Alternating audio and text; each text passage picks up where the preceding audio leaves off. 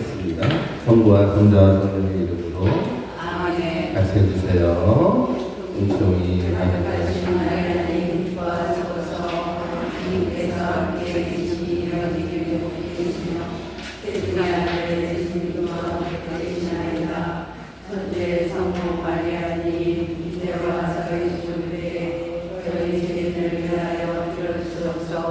아멘. 성부와 성자와 성령의 이름으로 아멘. 네, 오늘도 이렇게 함께 해주셔서 감사드리고요. 찐팬들만 오시는 것 같아요. 네. 자리가 좀 옆으로 앉으면 불편하니까 그 의자를 돌리셔서 이렇게 저를 바라보시는 쪽으로 조절해 주시면 좋을 것 같고요. 오늘은 그 샤르르 푸꼬라는 성인에 대해서 여러분들한테 소개하는 시간입니다.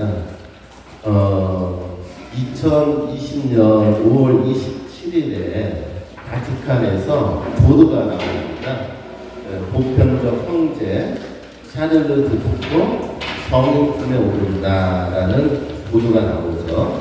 이 양반이 1858년도에 태어나셨는데 2020년에 성인 품에 오르기로 결정이 된 분이에요. 이 양반에 대해서 이 보도에서 이렇게 보도를 합니다. 한때 방탕한 존재라 불렸도 훗날 성인이 될 수 있다. 이게 타이틀이에요. 한때 방탕한 존재라고 불려도 훗날 성인이 될 수 있다. 그래서 1858년 프랑스에서 태어난 푸꼬의 삶은 이를 철석같이 보여주었다. 그의 생애 초반 30년을 정의하는 형용사는 향락적인 혹은 천박함이라고 할 수 있다. 그러니까는 이제 이 바티칸에서 공식적으로 보도하기를 이 양반은 30년 동안을 어떻게 살았냐? 향락적이고 천박하게 살았다라고 증언을 하는 거죠. 실질적으로. 그는 여성의 매력에 동요하고 젊은 시절 대부분을 차지한 군생활에 실증을 냈다. 하지만 전장에서는 용감했고 뛰어난 장교였다. 그러니까 이 사람이 30년 동안 주로 뭐 했냐? 군인이었다. 알제리아 모로카에서 복무할 때는 훌륭한 탐험가 일을 했다. 이후 신앙의 변방에서 그리스도를 사랑하기 시작했던 많은 사람들의 삶에서 종종 나타난 것처럼 그는 하나의 목소리에 매료됐다. 그 목소리는 젊은 샤를르 푸꼬의 기도가 됐다. 나의 하느님, 당신이 존재하신다면 당신을 알게 해주십시오. 라고 기도가 이렇게 시작이 돼요. 근데 이제 이게 재밌는 건데, 이 양반이 1858년에 살았어요. 그러니까 소아데레사 성경 저걸 했잖아요. 그러니까 비슷한 시대인 거죠. 그 당시에는 가장 큰 걱정이 뭐냐면 무신론이었죠. 무신론이라는 거는 어떤 거냐면은 신이 없다. 그냥 사전적으로는 그런 건데 실질적으로 그리스도교가 유럽 사회에서 중심 종교였잖아요. 그래서 그 당시 나온 보시면은 그리스도교를 거부하는 거예요. 뭘 거부하는 거예요? 그리스도교. 그러니까 여러분들이 우리가 신앙하는 하나님을 거부하는 사조가 그 당시에 무신론이었던 것이죠. 그러니까는 이미 그 당시에 유럽 사회에서 그리스도교는 더 이상 가치를 잃은 종교가 되어가고 있었던 거예요. 그랬을 적에 이제 여러분들 한번 이런 생각을 해볼 필요가 있어요. 요즘 우리나라 상황도 보면은 한국에 천주교가 들어왔을 때 그리고 오랜 시간에 걸쳐갖고 많은 신앙인들이 노력을 해서 이 가톨릭 신앙이 우리나라에 널리 전파된 건 사실이지만 오늘날 그 세상을 살아간다라는 의미에서 과연 천주교, 가톨릭이 세상 사람들한테 무슨 의미를 던지고 있는가? 이런 질문을 던지게 되죠. 역사상으로는. 특히 요즘 여러분들 어떤 종교에서 정치적인 그 권력하고 이렇게 한다라는 얘기가 있고 그것 때문에 많은 일이 벌어지고 있고 그러면서 이 종교가 이 세상의 일에 관여하는 것이 얼마나 무서운지를 보여주죠. 그렇죠? 특히 정치적 대입이라는 건 이건 있을 수 없는 사건이 되지 않습니까? 그 얘기는 한편으로 보면은 더 이상 종교가 이 세상의 일에 관여하면 된다, 안 된다? 안 된다라는 또 다른 얘기가 되는 것이에요. 그렇기 때문에 이게 굉장히 어려운 문제이거든요. 그런 상황에서 세상이 이렇게 어지럽고 혼란스럽고 여러 가지 많은 문제가 있는데 그 많은 문제들 앞에서 교회는 어떻게 해야 하는가? 도대체 교회는 무엇을 할 수 있는 건가? 이런 질문이 있죠. 예를 들어서 세상에서 지금 힘들게 살아가는 사람들이 있는데 교회는 그들에게 어떻게 도움을 줄 수 있을까? 이런 본질적인 질문이 있잖아요. 근데 이제 여기 수리동군단은 그나마 종교적인 그 영역 안에서 어려운 사람들을 도와주기 위해서 노력을 하죠. 그래서 금요일 날만에 우리 헌금하잖아요. 그리고 그걸 통해 갖고서 여러분들이 봉헌한 그 돈을 갖고 뭐 1년에 한 번씩 어려운 사람들한테 작은 자선을 하는 거라든가 이런 것들은 종교가 할 수 있는 역할이지만 그것이 세상을 변화시키는데 과연 큰 힘을 발휘하는가라고 묻는다면 그렇게 큰 힘이 발휘하는 것 같지가 않은 것 같아요. 그렇죠? 그렇다면은 여기서 이제 제가 던지는 질문은 우리 신앙인들은 도대체 어떻게 살아야 하는가 이런 생각을 해볼 수가 있겠죠. 훌륭한 정치가가 나와서 잘못된 걸 고치고 교정하는 모습을 보면은 와 저렇게 큰 일을 하는구나 이렇게 볼 수 있지만 교회는 도대체 뭘 하는가 침묵하고 있는 게 아닌가 이런 생각을 할 수가 있어요. 그러면서 종교성 특히 우리 신앙이라는 것이 세상에 그렇게 중요하지 않지 않다 중요한 것 같지 않다 이런 생각도 할 수가 있는 상황이잖아요. 이런 상황에서 저는 이 샤를로트 부코의 삶과 그분이 보여준 영성은 우리가 어떻게 살아야 하는지에 대한 조금 지침이 된다라는 얘기를 여러분들한테 드리면서 오늘 이런 강의를 준비했다 생각하시면 좋을 것 같아요. 지난 시간에도 소아데레사의 위대함은 어디 있었죠? 그다음 소아데레사 성녀가 살 때도 이 하나님에 대한 신앙은 점점 옅어지고 있었고 많은 사람들이 하나님을 거부하고 있었던 상황이었던 거죠. 즉 오늘날의 상황을 예비하고 있었다고 볼 수가 있는데 그때 소아데레사는 무엇을 했을까? 소아데레사는 정치가였나요? 소아데레사는 기업의 총수였나요? 뭐 자선사업을 했던 자선사업가였나요? 사회복지사도 아니었죠? 근데 왜 소아데레사 삶은 가치가 있었죠? 이분은 세상에 나가서 그 어떤 것도 하지 않았지만 세상 사람들이 어떻게 살아야 하는지를 보여주죠. 그렇죠? 이게 중요한 것이죠. 사실상 겉으로 드러나지는 않지만 우리가 정말로 인간답게 참으로 행복하게 살아가는 길이 어디 있는지를 보여주고 증언했기 때문에 매우 소중하죠. 그렇습니다. 세상은 겉으로 드러나는 사람들을 위대하다라고 평가하고 세상을 변화를 이끌어가는 사람들은 훌륭한 사람이다라고 평가를 하죠. 하지만 정말로 위대한 사람들이 그들일까? 아니면은 묵묵하게 그 세상 속에서 진리를 증언하며 살아가는 사람들이 더 위대한 것일까? 라는 그런 생각을 해볼 필요가 있는 것이죠. 이와 마찬가지로 샤를로트 부코 성인은 그러한 시대에 우리 신앙인들이 또 오늘날 살아가는 신앙인들이 어떤 삶을 살아야 하는지 잘 보여주는 성인에게 소개를 해드립니다. 아까도 말씀드렸지만 이분은 1858년 9월 18일경 프랑스에서 태어났습니다. 집안이 군인 가정의 집안이었어요. 그랬는데 안타깝게 어렸을 때 부모님이 다 일찍 돌아가셨다고 합니다. 그리고 뭐 프랑스니까는 그 당시에는 기독교가 그러니까 그리스도교가 많이 행해졌던 시대니까는 뭐 당연히 뭐 어렸을 때 세례받고 뭐 신앙생활을 했겠죠. 하지만은 이 양반은 16살이 됐을 때부터 굉장히 타락한 삶을 살기 시작했다라고 합니다. 그래서 이 양반이 스스로 자신의 그 젊은 시절을 이렇게 고백해요. 나는 신앙을 손들인 채 잃어버린 채 살아왔다. 나에게 증명된 확실한 것이라는 것은 아무것도 없었다. 신앙이라는 무미건조한 이름 아래 사람들이 그 많은 종교들을 추정하는 것은 나에게 오히려 모든 종교를 단죄하는 것으로 보였다. 이게 무슨 얘기야? 프란시스코 드살 성인의 생각인 거예요? 그 당시 사람들 생각인 거예요?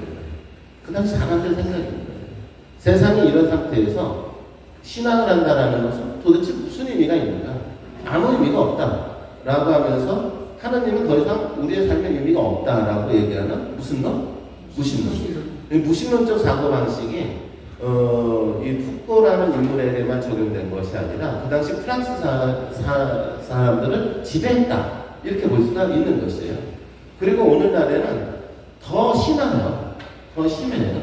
실질적으로 신앙이 내가 사는데 무슨 의미가 있는가라고 생각하는 사람들이 굉장히 많이 있어요. 그 정도로 이 신앙이라는 것은 우리의 삶과 아무런 관계가 없는 것처럼 보이게 되죠. 이런 생각을 가졌기 때문에 이 양반은 그냥 뭐 하나님이 안 계시다면, 그리고 뭐 우리가 죽어서 어디 가야 돼요? 우리는 천국 가야 되는데 무신론이니까는 죽어서 천국 갈 필요가 없어요. 그죠?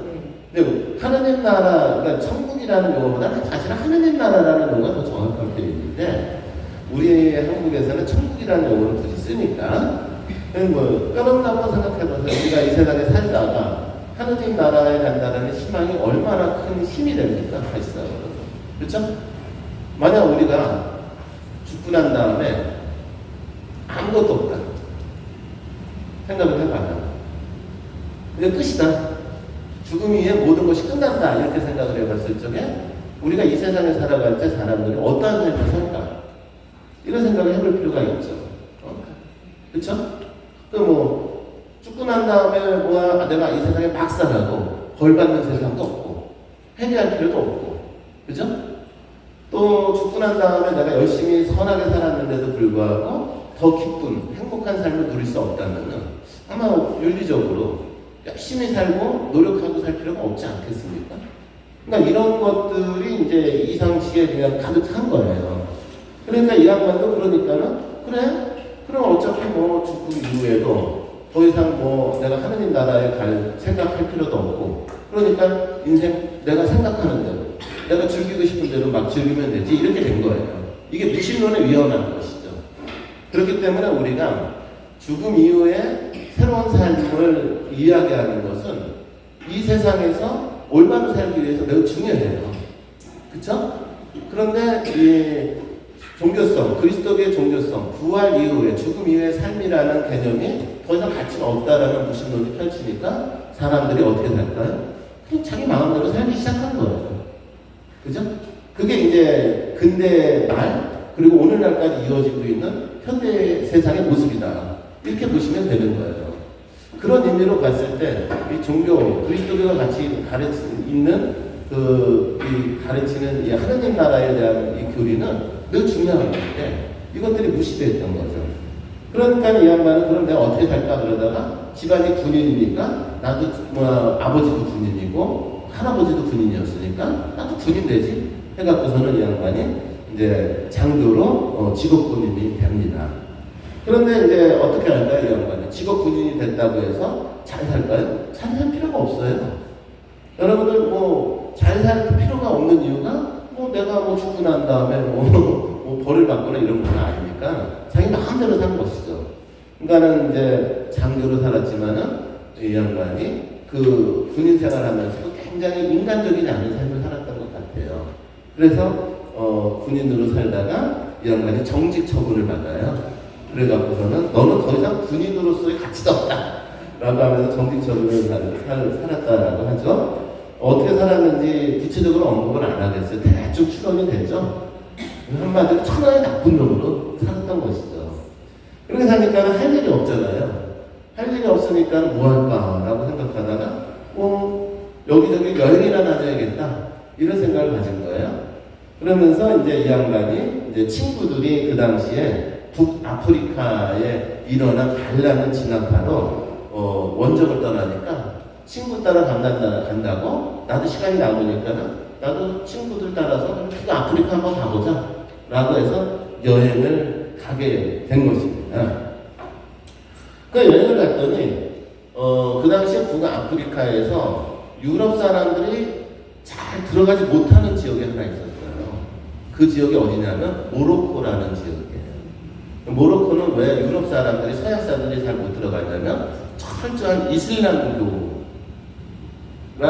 있는 곳이에요. 그러니까는 이 이슬람 사람들이 중심이 된 곳이기 때문에 이 그리스도교, 서양의 종교를 갖고 있는 사람들은 들어갈 수 없었던 그런 험지였던 것이고, 그러니까 호기심이 많이 발동한 이 사람은 그럼 내가 거기를 한번 몰래 한번 이렇게 명탐하러 가봐야겠다 생각을 해서 이 양반이 좀 치밀했던 것 같아요. 그냥 가면은 들키니까 모로코인처럼 변장을 해요. 그리고 모로코인들이 쓰는 이슬람어를 배우죠. 그래서 준비를 해갖고서는 이 양반이 그 당시 유럽 사람들이면은 들어갈 수 없는 이 모로코를 탐험을 하게 되고 그곳에 들어가게 됩니다. 재미있는 거는 이 양반이 그곳에서 하느님을 만나.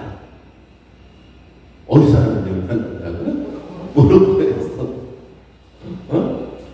그러니까 이게 재미있는 거죠. 유럽은 그리스도교 국가였죠. 그죠? 그랬는데 그리스도교 국가인 곳에서 어렸을 때 자란 아이가 하느님을 체험을 하지 못하고 그냥 막 살았거든요. 그런데 그리스도교가 아닌 이슬람교가 중심인 곳에서 하느님을 만나요. 희한하죠? 바로 이게 이제 우리 하느님의 정체성, 위대함인 것이죠. 우리 사람들은 종교라는 이름으로 서로 나눠요. 뭐로 나누나요? 종교라는 이름으로 서로 나눠요. 그렇죠? 저는 이런 생각을 해봐요. 정치에 대한 건 아닌데 요즘 TV 뉴스를 보면은 무슨 당 서로 이렇게 나눠서 서로 그냥 막 싸우잖아요. 그게 이제 인간들이 하는 주로 짓이거든요. 그거 비슷하게 우리도 알게 모르게 종교라는 울타리 안에서 하느님을 나눠요. 사실은 이스라엘이 믿는 하느님이나 이슬람 종교에서 믿는 하느님이나 개신교에서 믿는 하느님이나 네? 성공회에서 믿는 하느님이나 다른 분인가요? 같은 분이죠. 근데 거기서 좀 차이는 있어요. 그쵸? 이슬람교하고 우리 그리스도교하고 엄격한 차이는 예수님이죠. 누구요? 예수님. 이슬람 종교에서는 예수님은 하느님이 아니죠. 그냥 예언자예요. 이해했죠? 근데 이제 우리 그리스도교에서는 예수님도 바로 하느님이다라고 고백을 하면서 이런 하느님의 신간의 차이가 있기 때문에 서로 구분되는 건 있지만 삼위일체론적인 관점에서 보면은 사실상으로는 거의 같은 동일한 하느님을 우리는 신앙하고 있거든요. 그렇기 때문에 하나님은 종교라는 울타리에 갇혀질 수 있는 분은 아니다 라는 얘기를 하고 싶은 거예요. 즉 우리 인간들이 서로 종교라는 틀, 교리라는 틀로 하나님을 가두지만 사실상은 하나님은 그 틀을 두시고 온우주의 하나님이다라는 것을 저는 이 풋볼을 통해서 보게 되는 것이죠. 이 사람이 거기서 충격을 받아요. 이렇게 기록을 합니다. 이슬람은 나의 안쪽에 깊은 충격을 일으켰다. 이 같은 신앙을 보았음은 아니 끊임없이 하나님의 현존 안에 생활하는 이 영혼들을 보았을 때 그것이야말로 세속적인 일보다 더 진실되고 더 위대한 그 무엇이 있으시다는 것을 어렴풋하게나마 엿보게 해주었다. 이 사람이 이슬람 신앙인들의 삶을 통해서 하느님이 계시다라고 느꼈다는 거죠. 근데 여기서 이제 굉장히 중요한 것이죠. 이슬람 성전에 가서 하느님이 계시다 느낀 게 아니에요. 이 사람이 하느님을 느낀 것은 이슬람 종교를 신앙하는 이슬람 사람들을 보고 하느님을 느꼈다는 것이죠. 재밌죠? 유럽의 그리스도교 신자들이 그렇게 많았을 때 갇힌 그리스도교 신앙인들을 보면서 하느님이 계시다라고 느끼지 못했는데, 그죠? 북아프리카에 이슬람인들이 하느님을 신앙하는 모습을 보고 누가 계시다? 하느님이 계시다. 이렇게 느꼈다라는 것이죠. 그러니까 무슨 얘기냐면 우리 신앙인들이 어떻게 살아가느냐에 따라서 세상에 하느님은 계시다라고 증언이 되고, 또 우리 신앙인들 어떻게 사느냐에 따라서 세상은 하느님은 계시지 않다라고 증언된다라는 얘기가 되어버리는 거예요. 그만큼 이슬람인들의 삶이 굉장히 하느님 현존의식 속에서 충만했다라는 것입니다. 이것이 오늘날 우리가 신앙인들이 어떻게 살아야 되는지에 대한 지금 굉장히 중요한 답이 되는 것이죠. 응? 세상에 나가서 언론을 통해서 어떤 위대한 일을 통해서 이 한국이라는 사회에 그리스도교가 중요하다라고 말한다고 해서 사람들이 하느님을 신앙하지 않아요. 그런데 중요한 건 삶을 통해서 그리스도교의 하느님은 정말로 계시다라고 증언할 수가 있죠. 바로 그것이 신앙이고 우리 그리스도인들의 책무인 것이죠. 바로 이것이 오늘날 우리가 살아야 되는 모습을 단적으로 보여주는 것입니다. 그러면서 이 양반이 이때 이 체험을 통해서 하느님에 대해서 내가 좀 다시 생각해야 되는구나, 이런 생각을 갖게 돼요. 그리고 나서 이제 다시 프랑스로 돌아오게 되죠. 이게 이제 핵심의 계기가 됐던 거예요. 프랑스로 돌아와갖고 내가 인생을 돌이켜봤겠죠. 아까 얘기했지만 이 사람은 어떤 사람이었다. 굉장히 천박했다. 엉망이었다. 이런 삶을 살았으니 사람들 하느님에 대해서 좀 다시 생각하고 내가 신앙을 갖고 살아야겠다라고 생각을 해야 된다는 이제 어떻게 해요? 이제 회개하는 과정이 필요했겠죠. 그러니까는 이제 사촌 누이를 찾아가요. 그래서 사촌 누이를 찾아가서 내가 신앙생활을 좀 하고 싶은데 이렇게 되니까는 누이가 그래? 그러면은 우리 수리동문당 신부님한테 찾아가 보자. 왜냐면 우리 수리동문당 신부님이 굉장히 훌륭한 분이니까 한번 만날 수 있도록 하자라고 이렇게 줄을 놔주겠죠. 그런 식으로 해서 이 누이가 그 당시에 아우구스티누스 성당의 보좌 신부였던 히블랭 신부님을 소개를 하게 돼요.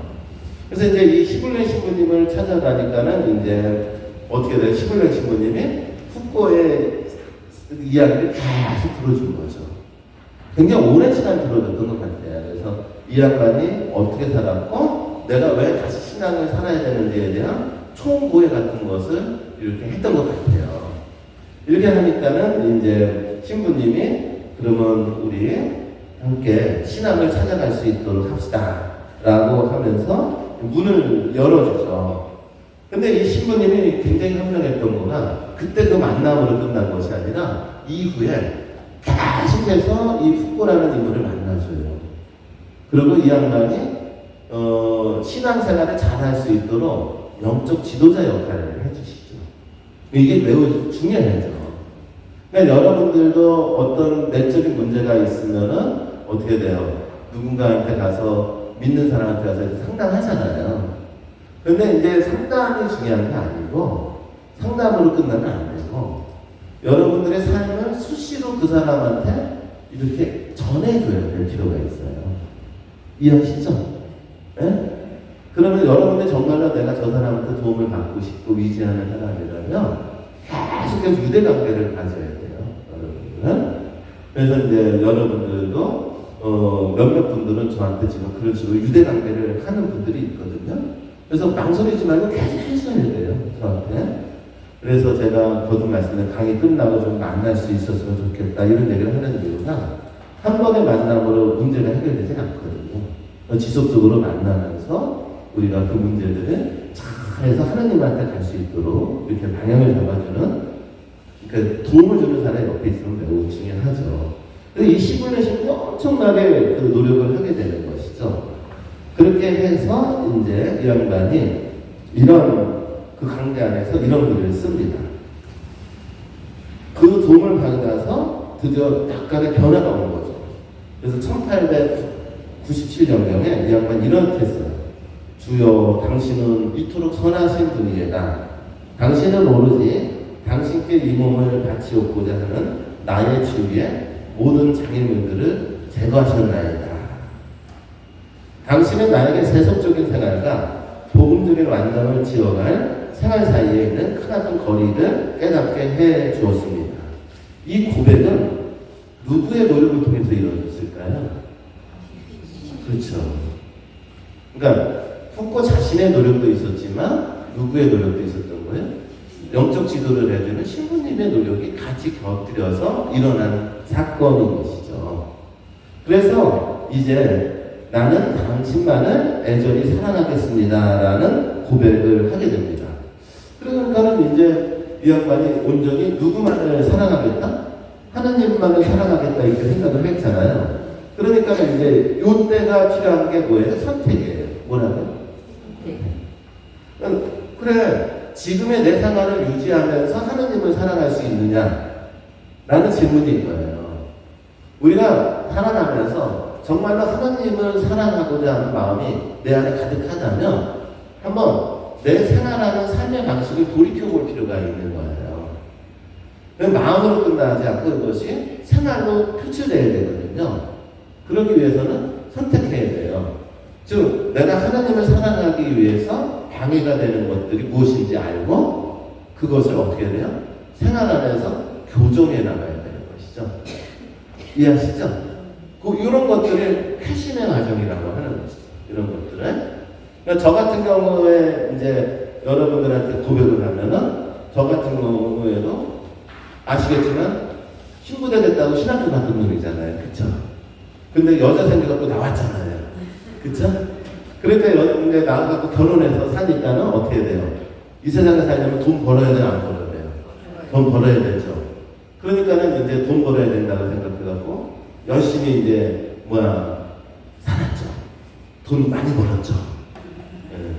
그래갖고서는 아주 큰 아파트 사고 자동차도 사고 누릴 거 다 누리면서 살았어요. 한 10년 넘게 그렇게 살았어요. 근데 한 10년 넘게 살다 보니까는 뭔가 마음이 공허해요. 뭔가 빠진 것 같아요. 그 뭘까라고 묻는 과정 속에서 내가 하나님을 따르겠다라고 신부가 되려고 했었는데 그거를 내가 못 사는구나 이런 생각이 들었죠. 그러면은 내가 하나님을 따르기 위해서는 어떻게 살아야 될까라고 고민을 하다가 내가 지금의 삶의 방식으로는 하나님을 정말로 따르기가 쉽지 않겠구나 생각을 해서 과감하게 선택을 하죠. 그렇다면 내가 하나님을 따르기 위해서 내가 할 수 있는 게 뭘까? 우선 하나님에 대해서 좀 알아야겠다. 그래서 이제 제가 그때 40이라는 나이에 영성신학을 공부하러 학교를 찾아간 거예요. 그러니까는 학교를 찾아가서 이제 그때 이제 박사과정 공부를 하기 시작했거든요. 그래서 박사과정 공부를 하려고 하면은 온전히 공부를 해야 돼요. 그러려면 돈을 벌을 수 있어요? 없어요? 없죠. 요게 이제 갈등이 되는 거죠. 그랬을 적에 내가 하나님을 따르기 위해서 내가 선택한 것은 하나님에 대한 공부니까 이거를 하기 위해서는 이쪽을 끌고 가야 돼요? 포기해야 돼요? 포기해야 돼요. 이게 선택이거든요. 그런 선택이 됐던 거예요. 그러고 났더니 어떻게 돼요? 가난하게 된 거죠. 그래서 여러분들 알다시피 지금도 저는 그때 그 공부 시작한 이후로 지금까지 월세 살잖아요. 그쵸? 네. 그러면은 제가 월세 사는 거는 부끄러운 건가? 이렇게 질문이 돼요. 저는 저 스스로에게 부끄럽다는 느낌이 하나도 없어요. 왜냐면 내가 월세를 가난하게 산다라는 걸 선택했기 때문에 그 선택이 가난이기 때문에 선택한 것이 아니라 누구를 향해 가기 위해서? 하나님을 가기 위한 선택이었기 때문에 요거는 절대로 후회할 일이 아니다라는 거죠. 그러니까 푸코 같은 경우에도 바로 이런 선택 상황이 있었던 거예요. 그러면서 그러면 내가 어떻게 사는 게 맞을까라고 그러다가 모든 걸 다 버리고 지금까지 생활 방식을 버리고 수도자에다가 돼야겠다 이렇게 생각을 한 거예요. 이 양반이. 그러니까 여러분 한번 잘 생각을 해보세요. 수도자가 된다? 수도자는 어떤 사람이 되는 것 같아요? 돼야 되는 것 같으세요? 소아대리사 같은 사람. 그쵸? 응? 어렸을 때부터 순수하고 깨끗하고, 그쵸? 그러면서, 죄도 안 짓고, 그렇게 살아온 사람이 수도자가 돼야 된다고 생각 들죠? 근데 그렇지 않아요. 하나님은 다 불러요. 이해하시죠? 그래서 얼마든지 수도자가 될 수가 있어요. 심지어는 이 유럽의 그 수도의 역사 안에서는 결혼했다가 수도자가 된 분들도 많아요. 처음 듣는 건 아니죠? 예. 근데 이런 것들을 처음 듣는 분들이 있는 거예요. 그러니까 수도자가 되는 사람은 결혼한 사람은 안 된다. 이런 생각도 있는데, 유럽 수도의 역사를 보면은 결혼했다가 사별을 한 사람들, 뭐 한 사람들? 사별을 한 사람들이 모여서 수도회를 이루어서 공동체를 이루었던 수도회들이 꽤 있어요. 아셨죠? 그리고 지금도 그런 곳이 있어요. 한국에 없을 뿐이에요. 아셨죠? 그래서 제가 뭐 꿈이 있어요. 나중에 결혼했다가 사별한 사람들 모아서 우리 수도 생활을 한번 하면 어떨까? 왜냐하면 의미가 있거든요. 혼자 사느니 어떻게 돼요? 같이 모여서 같이 공동체를 이루면서 수도회를 이루면서 같이 서로 의지하고 살아가는 것도 하나의 삶의 방식 아니겠어요?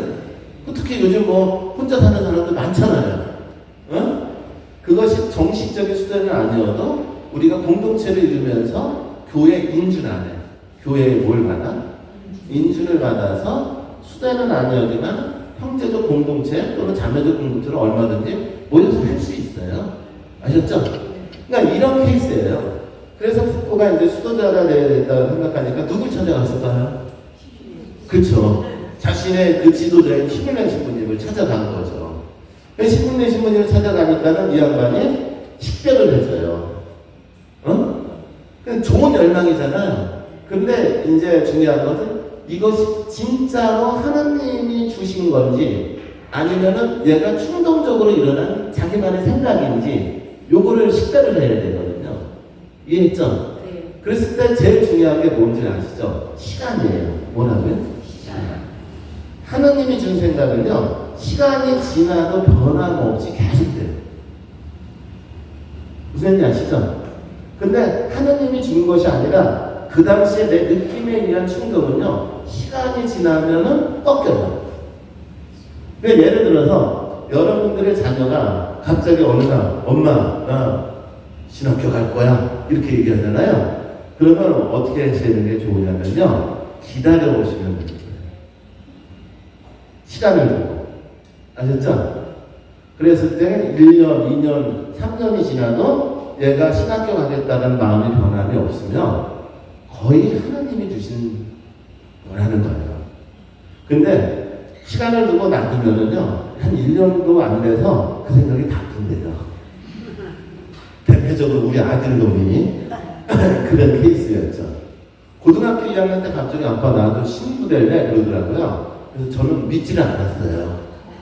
그래갖고는 그래 그러면 신부 되려면 열심히 공부해야 돼. 신학교 뭐 점수 낮은 애가 가는 게 아니야.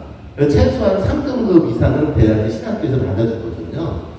그러니까는 너 3등급 이상은 돼야 돼. 그러니까 알았어 그랬더니 열심히 공부하더라고요. 6개월 있다가 여자친구가 생겨갖고 안 갔어요. 그러니까 무슨 얘기냐면 요 식별이 매우 중요한데 시블랭 신부님이 이 식별을 알았던 거예요.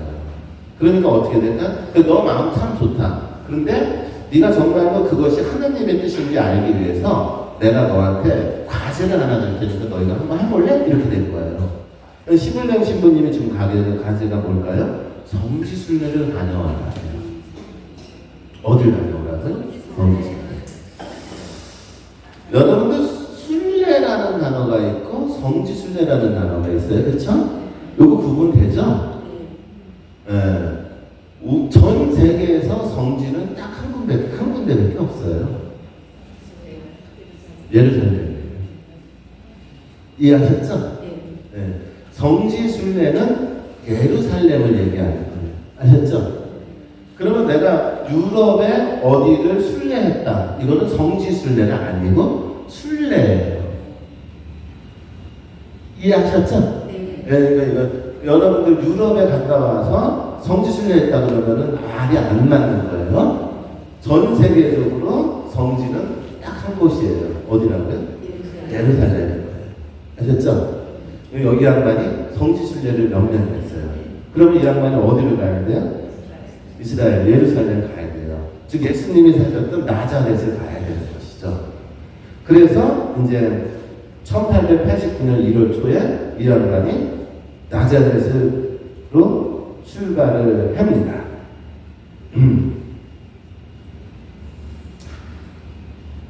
몇 년 만에 갔을까요? 이때가 1889년이에요. 7년이 걸립니다. 왜 그랬을까요? 오늘날에는 비행기가 있고 그죠? 근데 프랑스에서 이스라엘 예루살렘 성지순례를 가려면 걸어가야겠죠. 안 그런가요? 교통편이 없잖아요. 그러면 일단은 뭐 항구를 찾아가서 배를 타고 지중해를 넘어가야 되겠죠? 그쵸? 그런데 문제는 그 당시는 어떤 거냐면 이스라엘 세력과 서유럽 가톨릭 세력이 끊임없이 전쟁을 하던 시대였던 거죠. 어? 그러니까는 성지순례를 간다라는 것은 어디를 향해 가는 거예요?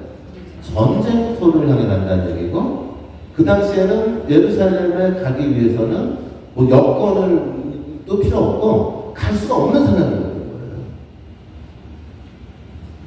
걸어서 숙박시설도 제대로 갖춰지지 않았는데 이 양반은 하느님을 따르겠다는 열망 하나를 갖고 7년이라는 시간을 걸려서 예루살렘에 갑니다. 그리고 이 양반이 이렇게 씁니다. 나는 7년 전부터 간절히 찾아온 이 생활에 대한 갈증을 애타고 있습니다. 이 같은 생활을 주님의 발자취가 아직도 생생한 나자렛 거리를 거니면서 깨달았으며 알아차리게 되었습니다. 무슨 얘기인 거예요? 7년이 들려서 드디어 나자렛, 예수님이 살았던 나자렛이라는 곳에 도착한 거예요. 그리고 7년이 지나서 하나를 깨달았다라고 얘기를 해요. 여기서 뭘 깨달았는지 아세요?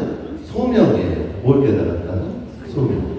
이게 중요한 건데, 소명이라는 거가 굉장히 중요해요, 여러분. 그러니까 이 소명은요, 여러분들마다 다 달라요. 여러분들 다 가톨릭 신자죠? 다 하나님을 따르죠? 하지만은 여러분들이 하나님을 따르는 데 있어서 반드시 필요한 거가 하나가 있는데, 여러분들이 갖고 있는 고유한 소명이에요. 소명이라는 것은 뭘까요? 이런 거예요. 이 양반은 내가 하나님을 따르는데 이렇게 따르기로 했어요. 나자렛에 갔어요.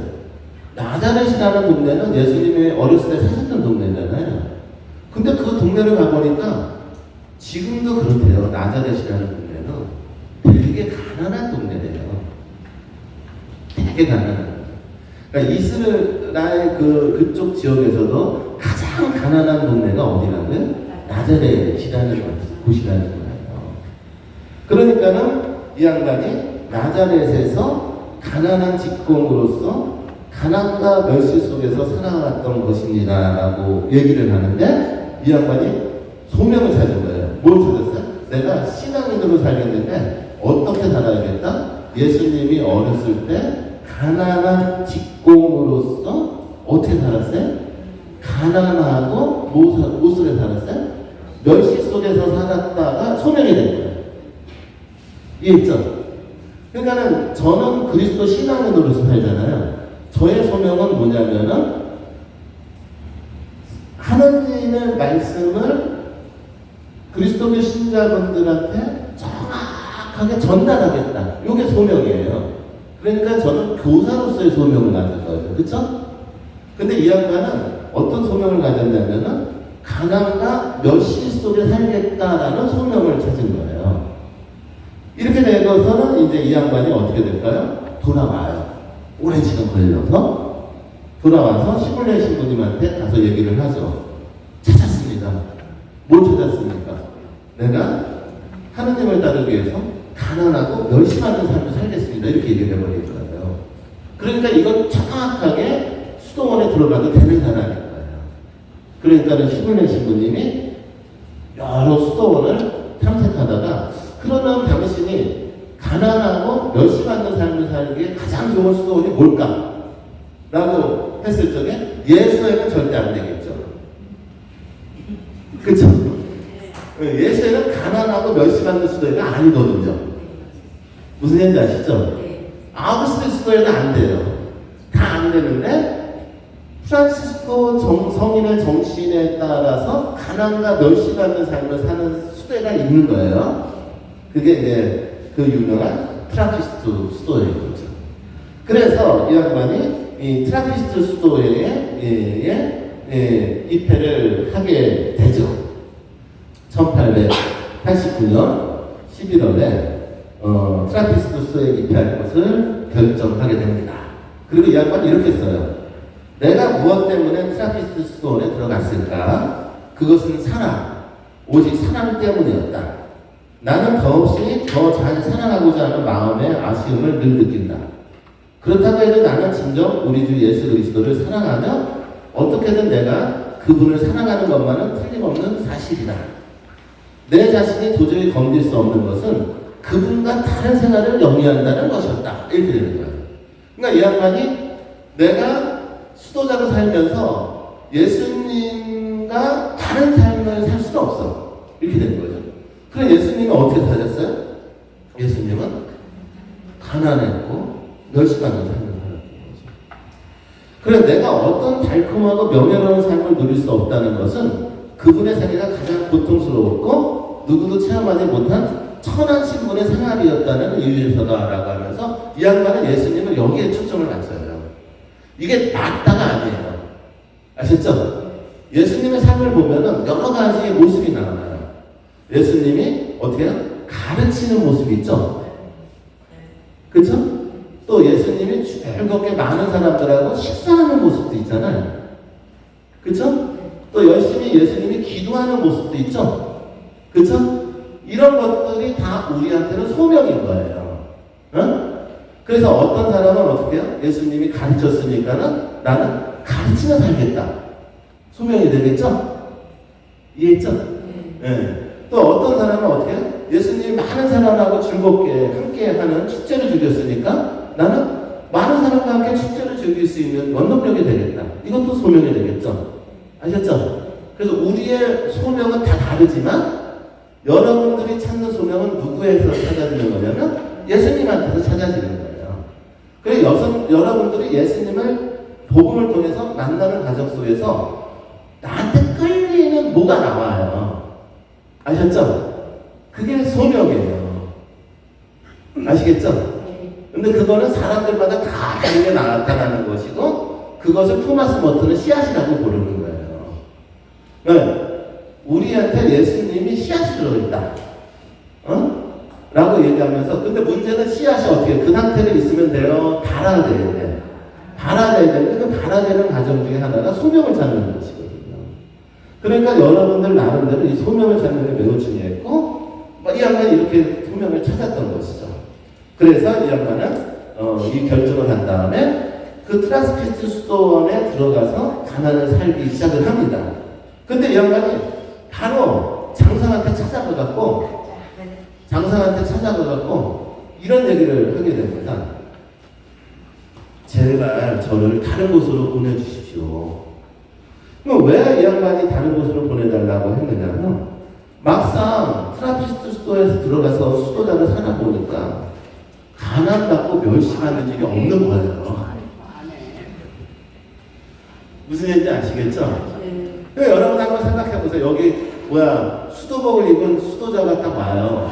그럼 여러분들 어떻게 해요? 힘드시면 먼저 가셔야 돼요. 어떻게 하세요? 당기죠? 그쵸? 그러니까 수도자라는 이유 때문에 멸시받는 일이 없는 거예요. 이해했죠? 또 너무나 재밌게도 수도자는 밥을 안 굶어요. 이해하시죠? 그래서 제가 이제 수도자들한테 가끔가다 하는 얘기가 있어요. 수녀님들이 가난을 한다라고 하지만 거짓말하지 마세요. 수녀님들은 가난을 사시는 게 아닙니다. 왜냐면 수도자는요 아프면 수도원에서 병원 보내줘요. 밥 먹여줘요. 입혀줘요. 개인적으로 돈은 없어요. 무슨 얘기인지 아시죠? 수도자는 개인적으로 돈을 가질 수는 없어요. 그것이 가난을 살아가는 하나의 표징이 되지만 실질적으로 많은 사람들은요, 많은 사람 앞으로도 병원 못 가는 사람이 있습니다. 무슨 얘기인지 아시죠? 네. 그렇기 때문에 수도자가 가난을 한다는 것은 잘못하면은요, 현실 괴리감을 느낄 수 있는 생각이니까 절대 그런 생각하지 마세요. 가난을 추구하는 건 맞아요. 그렇게 살아야 되는 건 맞지만 현실적으로 그렇지 않아요. 이런 얘기를 해요. 바로 후쿠가 이걸 느낀 거예요. 그러니까 고민을 한 거죠. 나는 가난받고 멸시받는데 이게 안 돼. 그러면 고민한 거야. 그러면 가장 가난한 수도원이 어딜까? 그러니까는 유럽이 아니야. 시리아. 그러니까 시리아에 있는 아크베스라는 수도원이 있는데 그것은 매우 가난한 삶을 산다는 것을 이렇게 정보를 들은 거죠. 그러니까 이 양반이 장성한테 그러고서는 제발 나를 글로 보내주십시오. 나는 더 가난하고 더 멸시받고 싶습니다. 라고 생각을 해갖고 이렇게 청하게 되죠. 장상들이 그 얘기를 듣고 나서 그래 너 너무 훌륭하다. 그러니까 너 진짜 그 가난한 수도원에 가라라고 얘기를 했을까요? 아닙니다. 여기서 또다시 식별이 됩니다. 뜻은 좋죠. 그러니 한번 생각해보세요. 진짜로 매일 굶고 진짜로 멸시받는 수도원에서 살려면은 이 사람이 그만큼의 준비가 돼야 될까 안 돼야 될까? 돼야 되는 거죠. 그 생각만 갖고 그게 안 돼요. 그쵸? 그러니까 어떻게 될까요? 이 양반이 훈련이 필요한 거죠. 훈련이 필요해요. 제 스승님이 저를 그렇게 훈련시켰죠. 40이 돼서 서강대학교에 제 스승님을 찾아갑니다. 제가 이런 의미로 영성신학을 공부하고 교회를 위해서 봉사하고 싶습니다. 그러니까는 스승님이 콧방귀 느끼지 않았어요. 콧방귀 느끼지 않았어요. 그래, 그럼 뭐 일단은 공부한다니까 일단은 한번 공부를 해봐. 해갖고는 입학시험을 치르고 입학을 했죠. 그랬더니 그때부터 저를 긁기 시작했어요. 그러세요? 제 지도 교수님이에요. 여기 학교를 가다가 지도 교수님 만나요. 그럼 어떻게 해야 될까요? 인사를 하겠죠. 그러면은 지도 교수님은 자신의 제자니까 어떻게 해야 될까요? 인간적으로 얘기해보세요. 그래 학교 오냐? 이래야 되잖아요. 인사를 딱 했더니 고개를 돌려요. 이해했죠? 수업 시간에 이 대학원 과정은 다 이게 논문을 써가지고 발표를 하거든요. 다른 사람이 논문을 써도 발표를 하면은 잘했다, 괜찮네, 칭찬을 해요. 제가 발표를 하면은 그 자리에서 막 저를 죽여요. 넌 이것도 모르냐, 이것도 모르냐, 이거 잘못됐고 막 모욕을 줘요. 몇 년 동안? 5년 동안.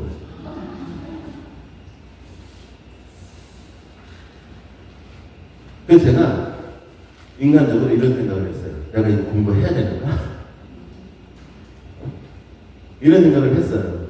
나중에 깨달았어요. 제가 찾은 게 뭐예요?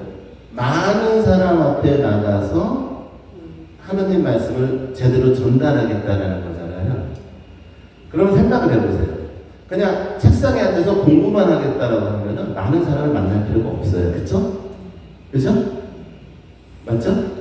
하지만 많은 사람을 만날 사람에게는 준비가 필요해요. 어떤 준비가 필요할까요? 그 어떠한 상황이 돼도 내적인 내면이 흔들리면 안 되는 거예요. 그러니까 내면이 튼튼해야지 이 일을 하는 거예요. 무슨 얘기인지 아시죠? 여기 수련회 본다면 보면 여러분들 저를 보고서는 반겨주잖아요. 그쵸? 하지만은 저를 처음부터 반겨주는 사람들은 없어요. 제 강의를 한 번, 두 번 들어가면서 저 사람 강의에서 공감이 되고 친숙해지면서 반겨주지 처음부터 반겨주지는 않아요. 근데 어떤 때는 제 강의 내용 때문에 저한테 와서 공격을 하는 사람도 있고요. 때로는 어떤 상황 때문에 굉장히 어려운 일이 벌어질 수도 있어요. 근데 그런 사람들을 제가 어떻게 상대해야 될까요?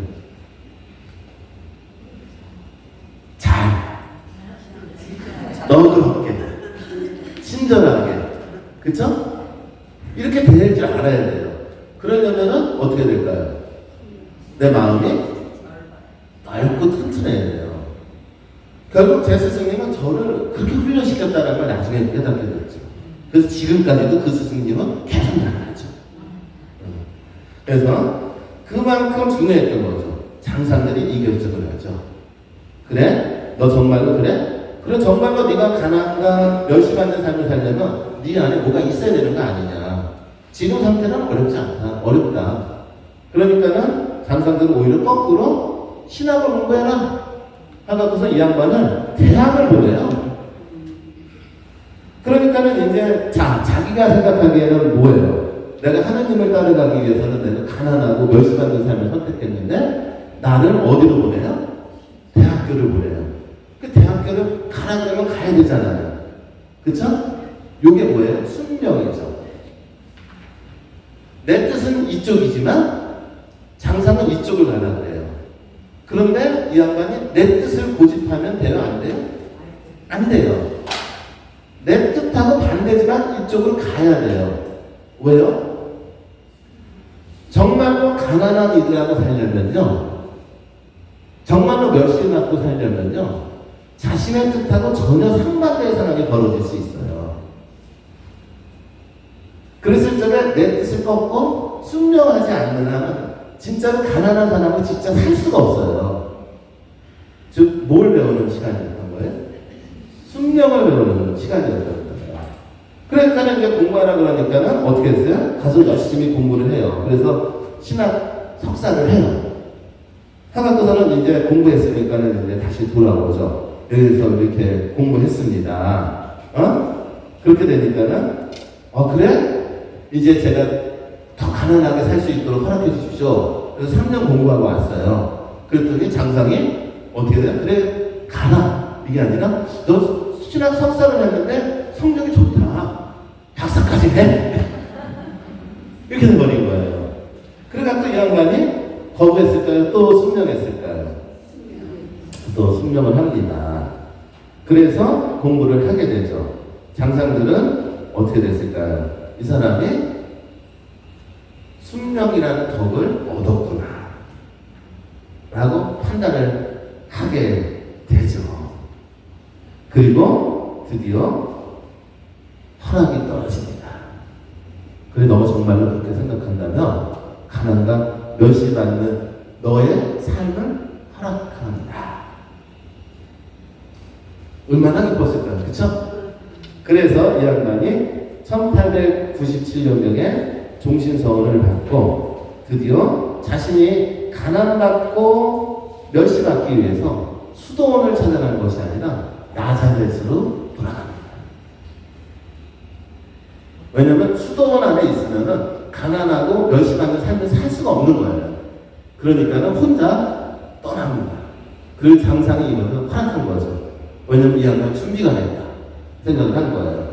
그래서 이 양반이 떠나가죠. 그리고 이때부터 자신의 이름을 샤를르라고 부르기 시작해요. 뭐라고 부르기 시작하죠? 샤를르. 그래서 이때부터 이 양반은 샤를르 수사라고 부르게 됩니다. 1897년경 나자렛에 도착했다고 합니다. 그리고 이 양반은 신학을 공부한 사람이고 수도자예요. 근데 그곳에서 무엇을 했을까요? 네. 가난하고 멸시받는 직업을 선택해야겠죠. 그래서 이 양반이 선택한 직업이 뭐냐면 수녀원의 하인을 됩니다. 이게 무슨 얘기냐면 이 수녀원에는 이제 공동체 생활을 하는데 이 수녀님들이 여성들이니까 이 남자의 힘이 필요하잖아요. 그러니까는 이 허드렛 일을 하는 사람들을 푼돈을 주고 고용을 해요. 그거를 시작한 거예요. 한번 생각해 보세요. 이 양반은 수사예요. 신학 공부를 끝까지 하잖아요. 이 사람이 수녀원에 가서 저 어느 수도의 수사입니다. 제가 여기서 공부했습니다. 그러면 어떻게 대접했을 것 같으세요?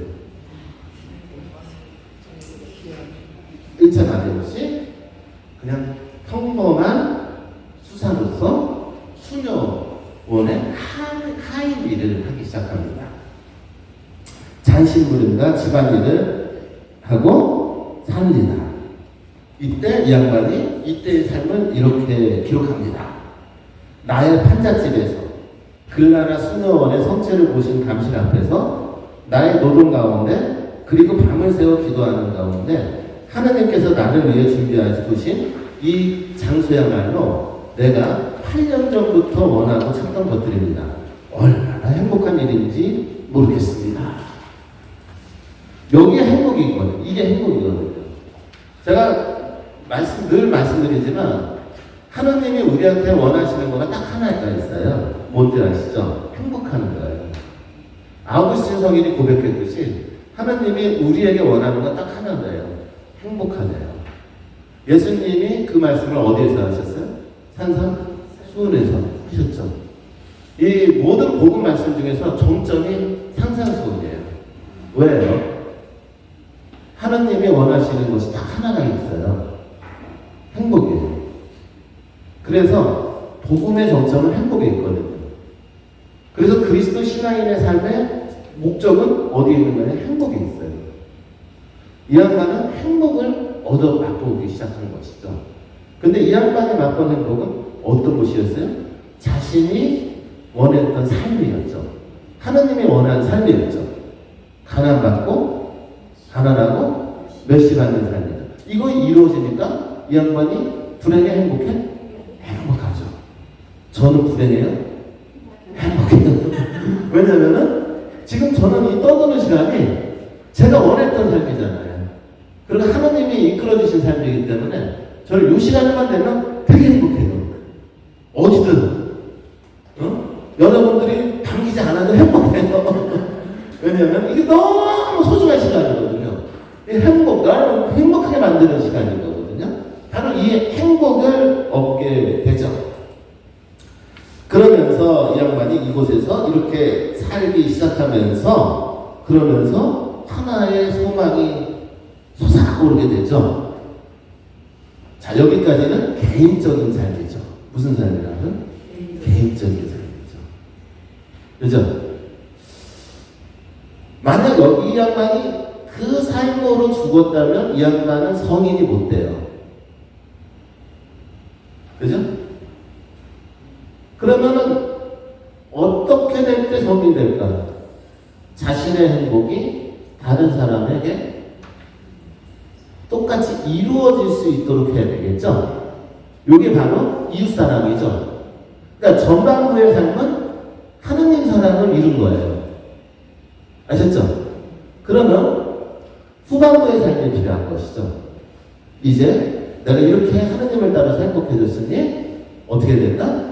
다른 사람들도 행복한 삶을 살 수 있도록 도와줘야겠다라는 생각을 갖게 되겠죠. 그래서 하느님 사랑과 이웃 사랑이 같이 가는 거죠. 결국 이렇게 살다가 1898년도 이 양반한테 새로운 열망이 솟아납니다. 영혼들의 구원을 위해서 일하고 싶다. 영혼들의 구원을 위해서 일하고 싶다. 그러니까 생각해봐요. 영혼들을 도와주면서 살고 싶다. 그러면은 두 번째, 그럼 영혼을 도와주는데 가장 좋은 직분이 뭘까? 수도자일까? 사제일까?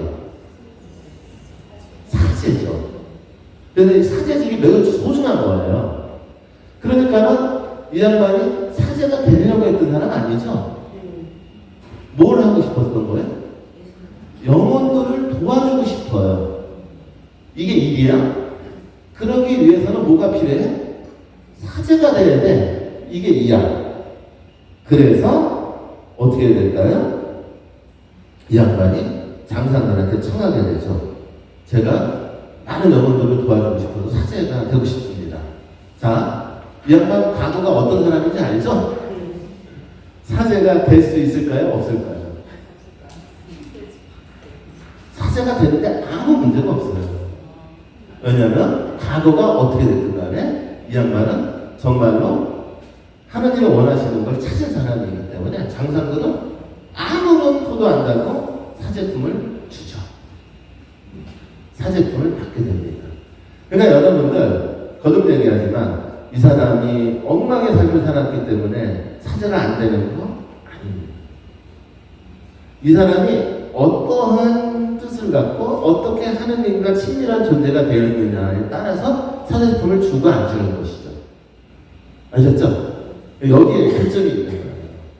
그래서 사죄품을 받게 되죠. 그런 사죄품을 받았으니까 어떻게 될까요? 이제 혼자서 성사를 직전할 수 있죠. 그리고 성사를 통해서 영혼들을 돌볼 수 있잖아요. 그러니까는 이 양반이 그럼 어디로 가야 될까 생각했는데 이 양반이 선택한 곳이 어디였냐면 사하라 사막입니다. 그러면 이 양반이 왜 사하라 사막을 선택했을까? 이 사막이라는 것은요, 사람들이 살기 어려운 곳인 건 맞아요. 하지만 사람들이 사는 곳이에요. 이 사막에는요, 많은 사막 부족들이 살아요. 아셨죠? 이 많은 사막의 부족들이 살고 그들은 아직도 하나님의 사랑을 몰라요. 이해하셨죠? 그렇게 되니까 어떻게 될까요? 내가 영혼들을 도와줘야겠다? 그럼 어떤 영혼들을 도와줘요? 가장 멸시받는 영혼을 도와줘야 될 거 아니야. 근데 이 사막에는 신부들이 찾아가 안 찾아가? 안 찾아가. 그러니까 어떻게 해야 되겠다? 나는 사제들이 찾아가지 않는 사막에 가서 사제가 되겠다. 이렇게 해서 그 강한 사하라 사막을 찾아갑니다. 한마디로 천막 하나 들고 갑니다. 자,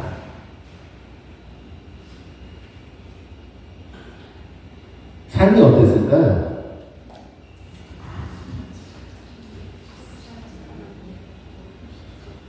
사막에 가서 정착을 해서 살기 시작을 했는데 사막은요, 이 사람이 원하는 대로 되는 거예요. 첫째, 사막에서 만나는 사람들은 내가 신부님다 얘기해도 신부가 뭐야? 이렇게 뿐이죠. 그냥 사막에 살아가는 한 사람일 뿐이에요. 그죠? 그러나 신부로서 대접을 받을 수도 없었죠. 사막은 음식이 많지 않아요. 아셨죠? 그러니까 어떻게 됐을까요? 굶기를 다 먹고 다닙니다. 자그마한 그 오두막을 지어놓고 그곳에서 살아가게 됩니다. 근데 그곳에서 살아가면서 오는 사람들을 도와주기 시작을 하죠. 그리고 하느님의 말씀을 전하고 미사를 드리고 그러면서 살기 시작을 했어요. 그랬는데 재밌는 대로 그 사막에서 자기 지나가는 사람들을 만나는데 참 다양한 사람이 있다는 걸 알게 되죠. 첫 번째, 유럽에서 온 군인들이 지나가다가 만납니다. 두 번째, 사하라 사막은 모로코하고 인접돼 있고 이슬람 세력권이기 때문에 이슬람 신자들도 만납니다. 또 강도들도 만나고 도둑들도 만나고 상인들도 만나고 사막에 살아가는 여러 부족들도 만나게 되는 것이죠. 자, 그렇게 되니까는 어떻게 됐을까요? 나는 영혼을 돌보겠다라고 생각을 했었는데 내가 만나는 사람들은 신자들이 아닌 경우가 더 많아요. 이해했죠? 그냥 전혀 다른 형태의 많은 사람들을 만나게 되니까 이때 깨닫게 되죠. 그렇구나. 하나님이 나를 사막으로 보낸 이유가 있구나. 하나님이 나를 사막으로 보낸 이유는 딱 하나예요. 신앙인들의 사제가 되는 것이 아니라 모든 이들의 사제가 된다. 이해했어요? 이게 오늘날 교회 정신인 거예요. 이 사제직이라는 것은 단순히 가톨릭 신앙을 유지하는 이들에게만 필요한 직분이 아니죠. 사제직은 모든 이들의 영혼을 돌보는 직분이거든요. 이해하셨죠? 그러니까는 모든 이들의 형제가 되야겠다. 이것이 하느님이 나를 사막으로 보낸 이유다 라고 깨닫게 됩니다. 그때 이 양반이 이렇게 씁니다. 나는 나의 이곳 생활을 상상할 수 있다면 다행스럽겠습니다. 사실 나의 질문을 두드리는 소리는 적어도 1시간에 10번은 되며 그들은 모두 가난하니 병자, 행인들이며 내가 고요한 평화를 얻기는 무사하고 이에 못지않게 많은 일거리가 있습니다. 그러니까는 영혼들을 돌보겠다라고 생각을 했을 때 푸코는 내가 신앙인들을 중심으로 하는 영혼들을 돌봐야겠다 이런 생각을 많이 가졌었는데 하나님은 사제직분이 어디에 있느냐 잘 들어라 신부들이여 사제의 직분은 모든 영혼을 돌보는 곳에 있다 라고 가르치면서 모든 이들의 형제가 될 수 있도록 이 푸코를 이끌어냅니다. 푸코의 이야기일까요? 교회의 변화일까요? 교회의 변화인 겁니다. 이 푸코라는 인물을 통해서 교회가 변화되는 단서가 제공이 되는 것이죠. 특히 그곳에는 많은 노예들이 있었다라고 합니다. 그러니까 어떻게 돼요? 노예들을 돌보려면 어떻게 돼요? 노예들은 지금 인권의 탄압을 받고 있죠. 그러니까 푸코가 어떻게 될까요? 노예제도를 금지할 것을 주장하기 시작하죠. 하지만 내가 주장한다고 해서 제도가 바뀌나요? 안 바뀝니다. 그죠? 제도를 바꾸는 건 종교인들이 할 수 있는 일이 아니에요. 맞죠? 그건 누가 해야 돼요? 정치가들이 할 일이에요. 그러면은 종교인들, 신앙인들이 할 수 있는 것은 무엇일까요? 노예들을 돌보는 거죠. 이해했죠? 그러니까 이때부터 이 양반은 사막을 돌아다니면서 노예들을 찾아다니고 그들을 돌보는 삶을 시작합니다. 사제로서 다가가는 게 아니라 형제로서 다가가는 거예요. 노예와 같은 형제가 돼서 그들이 어려움 처져 있을 때 돌봐주고 문안복음이라도 떠들어주면서 그들과 함께 살아갑니다. 그러다 보니까는 어떻게 될까요? 자연스럽게 삶으로 복음을 전하기 시작한 거죠. 노예들을 위해서 살아가면서 그들을 위한 책을 쓰기도 하죠. 그러면서 고민을 했어요. 그러다 보니까는 나도 당신과 같은 삶을 살고 싶어 라는 사람들이 생길 거 아니에요. 그러면은 그러려면은 나와 같은 삶을 살려면 당신도 하나님을 신앙해야 됩니다. 이렇게 되겠죠? 그러니까 그분들을 위해서 하나님을 소개해야 되잖아요. 근데 그 당시에는 복음을 읽을 적에 여러분들 아시겠지만 라틴어로만 읽어야 됐어요. 그 교회 법이 있어요.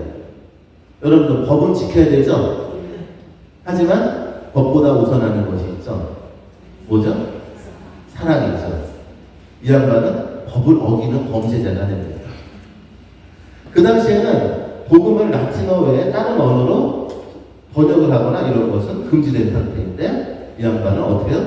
법을 어겨서라도 복음을 전하기 위해서 그들의 언어를 배워서 그들의 언어로 복음을 번역해서 그들한테 읽히고 그들이 하나님을 만날 수 있도록 도와줍니다. 근본적으로 이 사람은 범죄자입니다. 아셨어요? 하지만 잊지 마십시오. 범죄자가 될지어도 이 양반은 하나님 사랑을 전하기 위해서 범죄자가 되는 케이스입니다. 그것 때문에 이 양반이 성인이 되는데 굉장히 장애가 있었어요. 아셨죠? 하지만 오늘날 교회는 바로 이것을 더 소중함을 알고 이분을 성인으로 만든 거죠.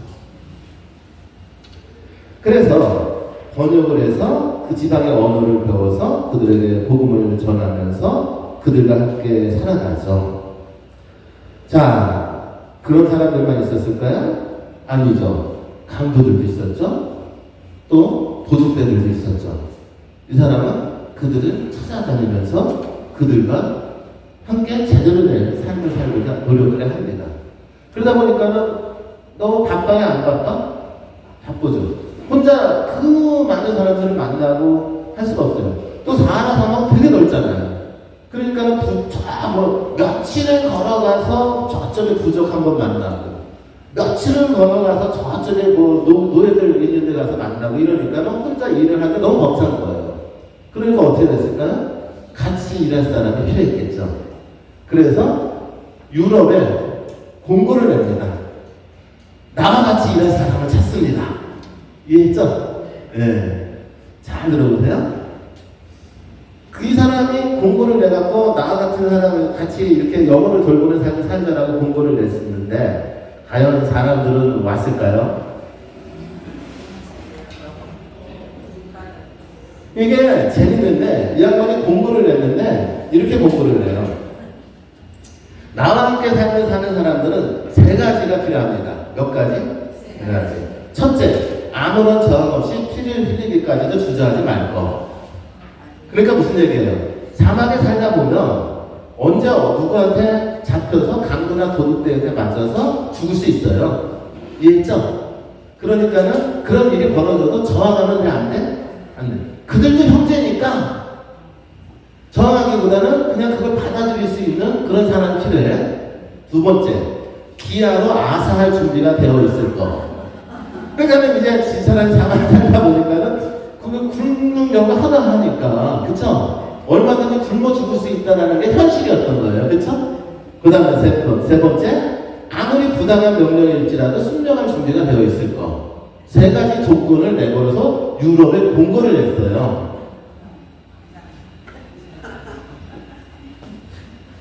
누가 할까요?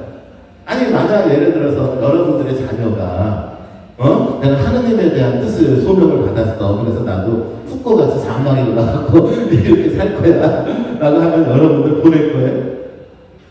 부모님들은 자식 군대 보낼 때도 눈물 흘리던데? 아니 군대 그거 요즘은 군대도 짧아요. 그쵸? 근데도 그냥 어떤 사람이 얼마 전에 문자가 왔어요. 제 아들이 10월 며칠날 군대 가는데 기도 좀 해주세요. 그래서 이 사람은 아들이 군대 가는 게 되게 큰일이야. 무서워. 그래서 벌써 눈물이 날 것 같아요. 그래갖고 네, 걱정하지 마십시오. 기도해드리겠습니다. 이렇게 위안을 흔히를 주는데, 그런데 만약 아들이 또는 나의 딸이 내가 사랑하는 사람이 이런 삶을 산다 그러면 여러분들 보내겠어요? 안 되는 거죠. 어떻게 됐을까요? 그가 원하는 지원자는 한 명도 오지 않습니다. 푸코는 자신이 원하는 지원자가 오기를 기다립니다. 그러면서 자신의 주어진 일을 열심히 하게 되죠. 그러는 시간이 흘러가다가 1916년 12월 1일 저녁 7시에 자신이 사는 곳에 사람들이 옵니다. 그래서 푸코는 드디어 지원자가 오나? 이런 생각을 했는데 안타깝게도 그들은 푸코가 기다린 사람이 아니라 강도들이었습니다. 그들은 신부를 무릎 꿇게 하고 팔을 등 뒤로 젖혀 묶은 후 팔을 발목에까지 비틀어 묶어버립니다. 자, 아무런 저항도 하지 않을 것이 첫째 조건이었죠. 푸코는 아무런 저항도 하지 않고 기도를 바칠 뿐이었습니다. 몇몇은 신문하고 나는데 신부가 사는 곳을 약탈하러 갔고, 약탈하는 동안에 신부를 감시해야 되니까 15살 된 아이에게 총을 맡겨두고 신부를 감시시킵니다. 근데 갑자기 때 아니게 경보가 울립니다. 왜 경보가 울렸냐면 군인이 푸꼬를 찾아온 겁니다. 군인이 푸꼬를 찾아온 이유는 고국에서 온 편지를 전달하기 위해서 찾아온 것이에요. 근데 때마침 지금 상황이 이런 상황인 거예요. 그러니까는 이 강도를 오는 사람들이 군인들이 찾아오니까 어떻게 돼요? 놀라죠. 그리고 경보가 울리죠. 그러니까는 아이가 놀라서 푸꼬의 머리에다가 총을 대고 있는 상태에서 다른 사람을 당겨버려 줍니다. 푸꼬는 그렇게 죽습니다.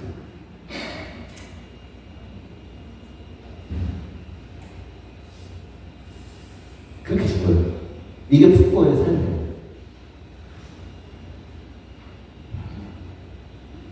뭐가 있나요? 허망하죠?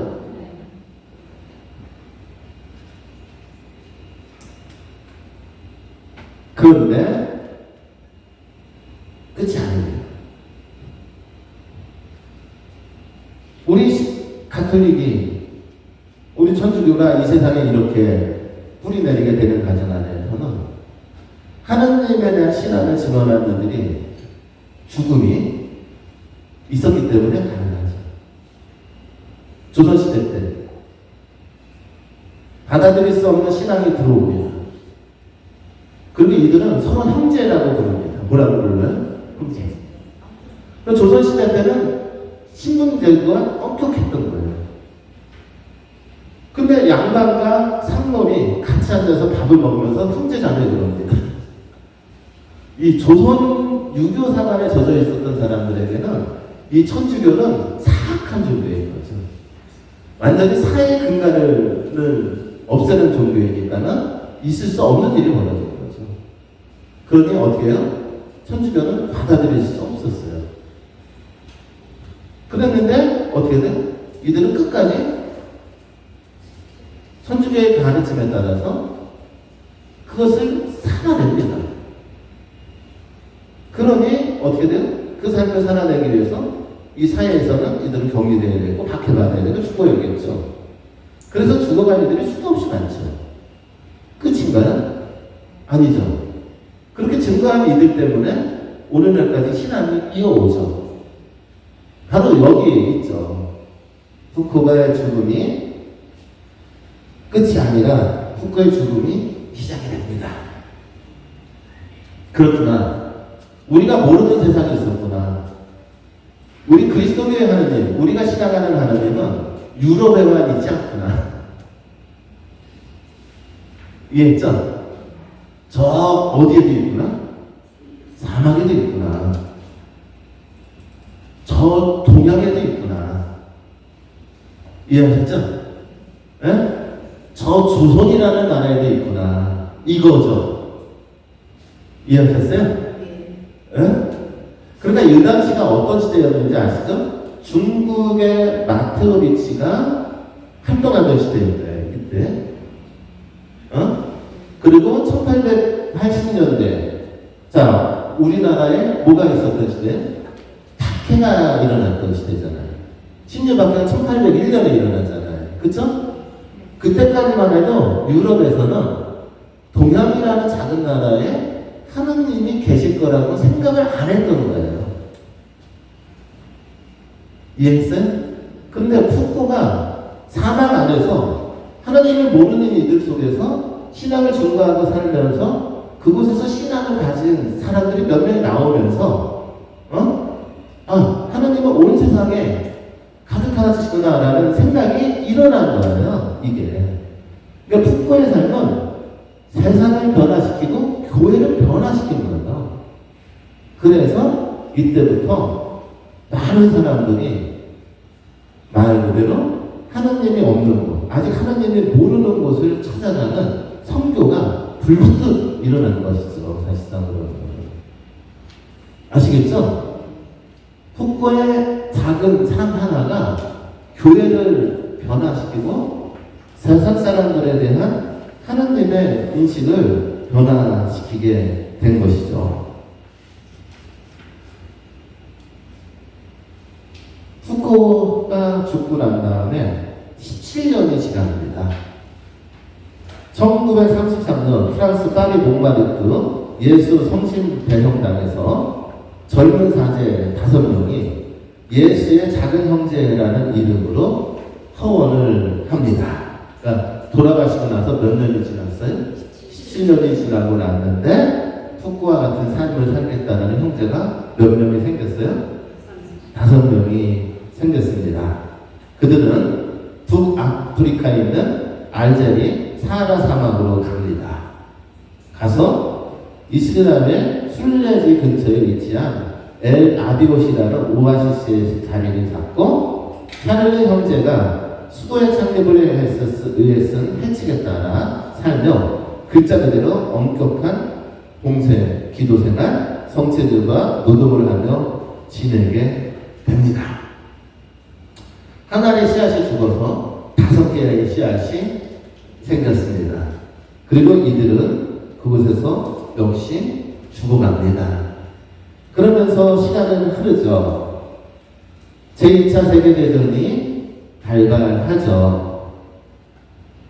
전쟁의 폐해로 여러 어려움들이 곳곳에서 등장하기 시작합니다.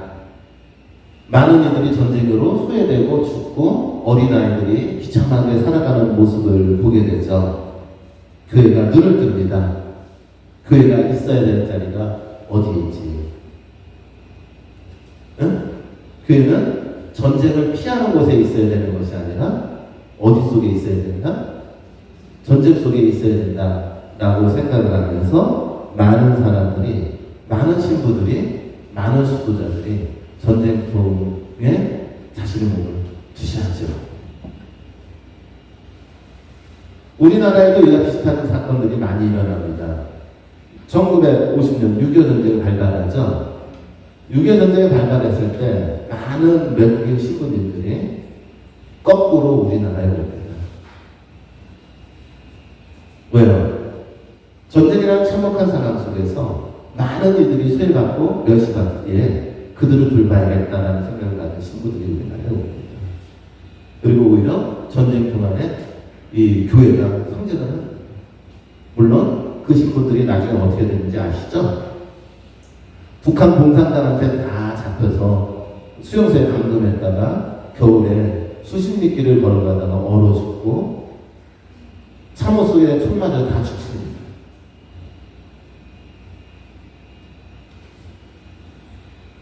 그렇게 교회는 전쟁이라는 상황 속에서 죽음이 있는 그곳에 있었습니다.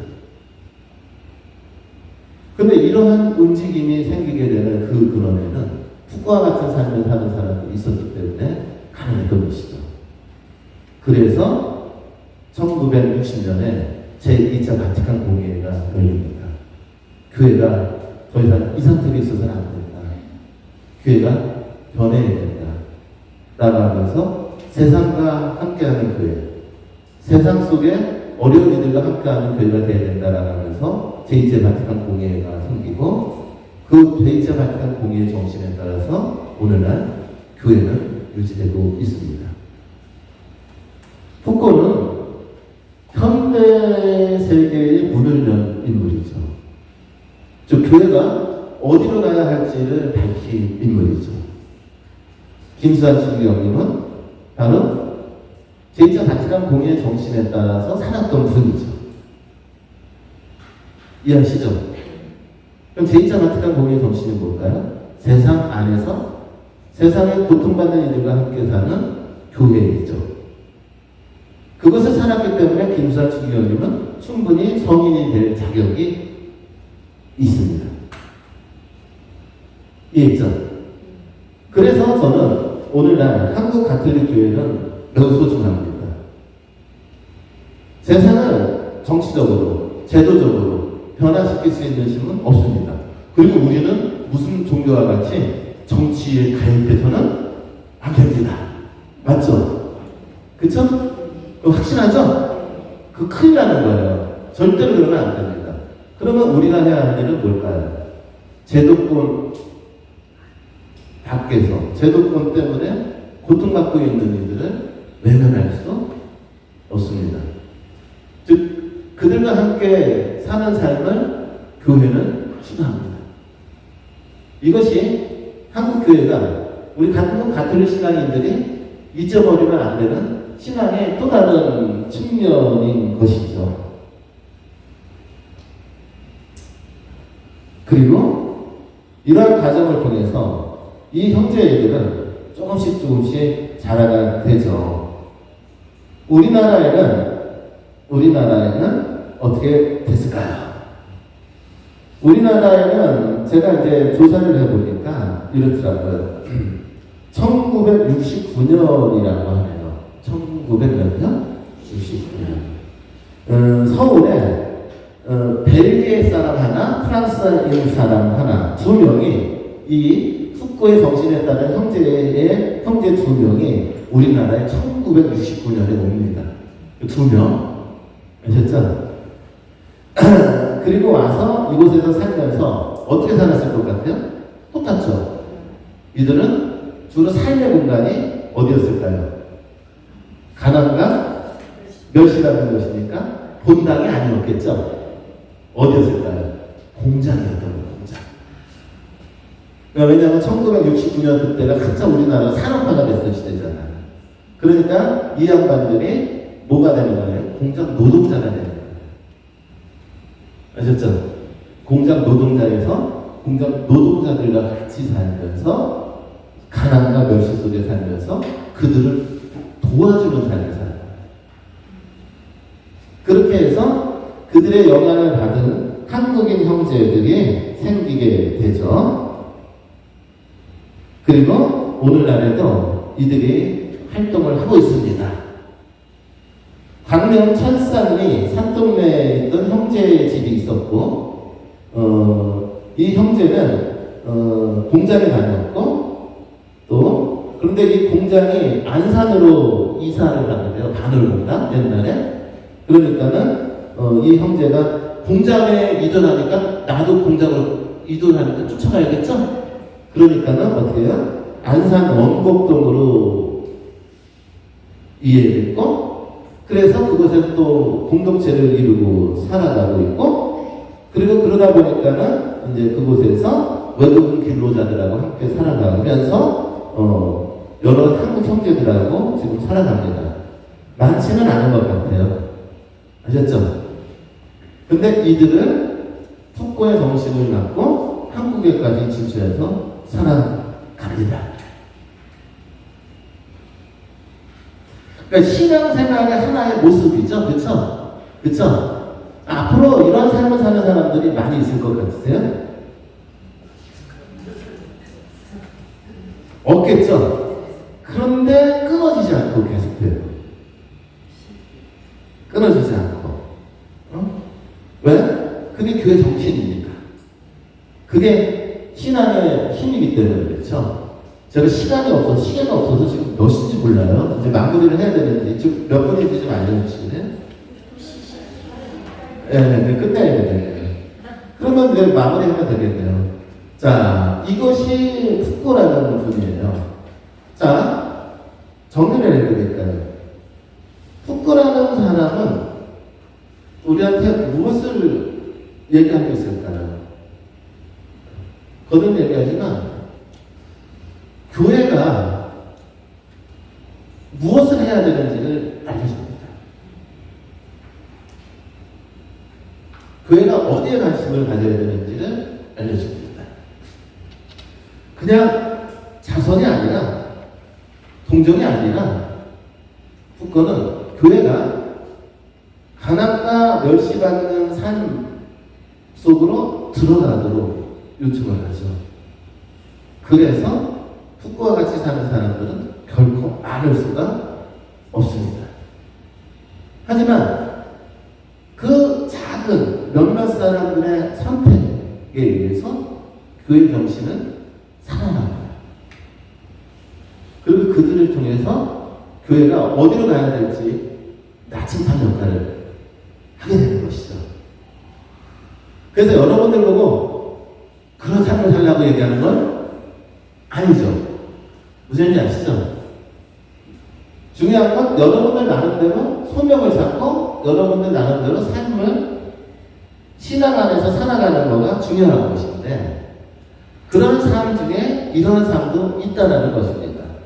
비록 누구도 인정하지 않는 삶이지만 그런 삶이 얼마나 소중한 것인지를 얘기하는 것입니다. 오늘날 한국 사회는 혼란스럽습니다.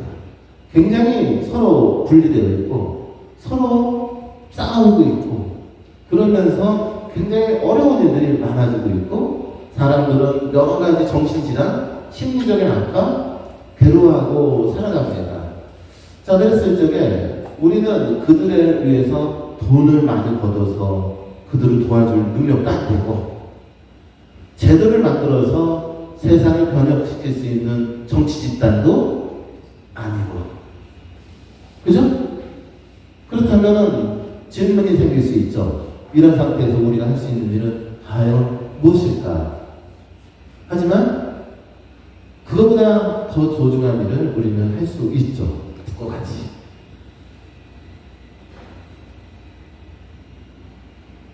지금 힘들고 어려움 속에 있는 일을 잊지 않고 그들을 위해 기억하고 그들을 소외시키지 않고 그들과 함께 살아가려고 노력하고 그들의 이야기를 들어주려고 하고, 내가 실제 그들과 살지는 못하지만 그들과 함께 살아가려고 하는 모습들, 이것이 현대 세계에 우리 한국 가톨릭 신자들이 할 수 있는 신앙의 직무 아닐까 생각을 해보면서 저는 저 나름대로, 여러분들은 여러분 나름대로 이렇게 신앙을 증거하면서 살아가는 것이 매우 소중하다라는 말씀을 드리고 싶었던 거죠. 거듭 말씀드리지만 여러분들 힘은 없어요, 그렇죠? 하지만 여러분들이야말로 정말로 소중하죠. 수아데레사 별거 아닌 아주 고작것없는 분이었지만 매우 소중했죠. 푸꼬 역시 마찬가지입니다. 그래서 우리는 세상의 별이 되지 필요가 없습니다. 제가 그렇게 살 수 있도록 도와주시고 여러분들도 그렇게 삶으로 증언해 주신다면 세상이 아무리 바보일지라도 그런 삶의 가치는 분명히 살아남을 거라고 생각하면서 다 같이 아침 기도 하도록 하겠습니다. 고생하셨어요. 성부와 성자와 성령의 이름으로 다 같이 해주세요. 영광이 성부와 성자와 성령의 처음과 같이 이제와 영원히 아멘. 성부와 성자와 성령의 이름으로 네, 감사합니다. 네, 감사합니다.